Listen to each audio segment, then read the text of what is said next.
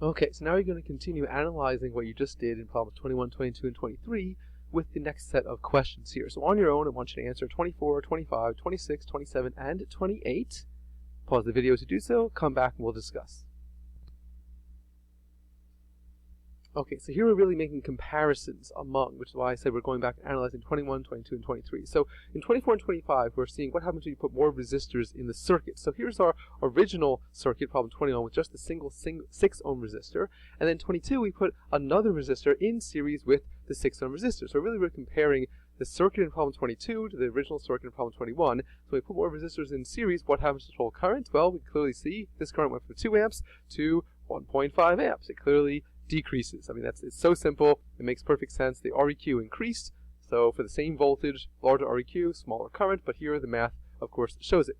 For 25, now we're putting them in parallel. So I just replace this with problem 23. Here's the original 6 ohm resistor. Here's that same 6 ohm resistor with now an extra 2 ohm resistor in parallel. So we put more resistors in parallel.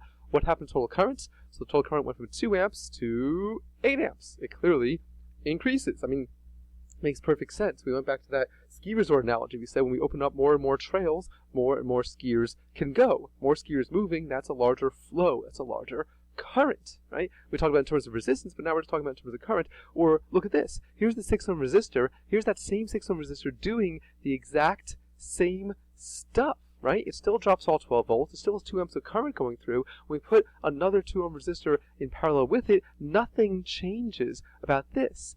This is what we mean by when we say that resistors in parallel are independent. Whether this 2 ohm resistor is here or not, this 6 ohm resistor will do its job just the same as if it were all by itself.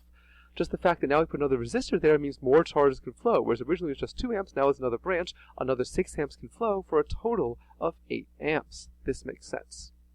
Let's look at 26.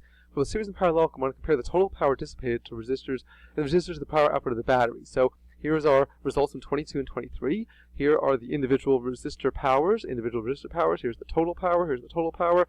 It should be very, very obvious, I'm sure you saw it, that clearly the total power is the summation of P1 plus P2. I mean, that makes sense. And it doesn't matter if it's in series or parallel. I'm not going to make this new equation. It's a good relationship to know that it just provides one more tool in your tool belt for solving the problems. It's one more check to see if things are going well. But whatever power is generated by the source of voltage must be dissipated by the resistors. Doesn't matter if they're in series or parallel. The energy, which remember that's what power is, energy over time. Energy doesn't care where the resistors are or what arrangement they're in. Just energy is energy. So yeah, these two up, we get this. We get these two up, we get this. Easy. Let's look at 27 and 28. Now we're looking again comparing circuits, comparing 22 and 23 back to 21. So first we're putting them in series. So here are two circuits. Here's the 21, the original 6 ohm resistor. Here's 22, put in series with the 2 ohm. Look at the total power. Well, here's 24, here's 18. What happens? Decreases. That's literally all we're doing. We're just comparing. For 28, now we're talking about what happens when they're in parallel. So now we should place this here. Here's the total power. Here's the total power. What happens? Increases. Simple. Okay. Now, why does it increase? So now look at the individual powers. Here's the 6 ohm resistor by itself, dissipating 24 watts. Here's the 6 ohm resistor still dissipating 24 watts. Because remember, that's the idea. And when they're in parallel, they're completely independent. This 6 ohm resistor will do the exact same stuff it did before, whether or not this 2 ohm resistor is there. Just the fact now there's a 2 ohm resistor there as well, more power is going to be dissipated because there's now 72 watts in addition to 24 watts, making a total power output of 96 watts. This has to be. This makes perfect sense. Now, if these were light bulbs, remember, light bulbs' power is really about their brightness. So this is going to be the same brightness as it was before, but now there's a second light bulb making the total output brighter than before. Okay. In series, they were actually dimmer. That's kind of interesting. So let's look at that in a little more detail. Okay, so here are the two circuits, 22 and 23, with the 6 and 2 ohm resistor, here in series, here in parallel. These are the same resistors. Let's again imagine they are light bulbs.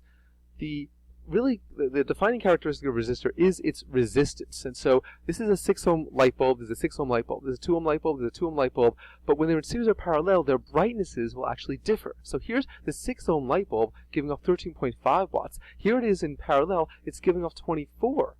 It's clearly brighter here, right? Here's the 2 ohm light bulb, giving off 4.5 watts, and now in parallel, oh my goodness, look at that increase. It's now burning at 72 watts, giving off 72 joules per second. And so in general, we see that in series, the same light bulbs are relatively dimmer, whereas in parallel, these same light bulbs are relatively brighter. Let's go back to our chart to compare series and parallel. We'll add one more bullet point, that in general, when light bulbs are in series, they're generally dimmer, and when they're in parallel, they're generally brighter. For the same two light bulbs, or the same, that's really two, but the same light bulbs attached to the same voltage source. That's really what we're looking for, right? And of course, you saw this in the original FET simulation. When you put the light bulbs in series or parallel, we wrote this down in the first circuits activity. They're in series, they're dim. When they're in parallel, they're bright. Feel free to look back at that and verify that's exactly what you saw, or build the circuits again in the FET simulation. It's up to you how you'd like to see it.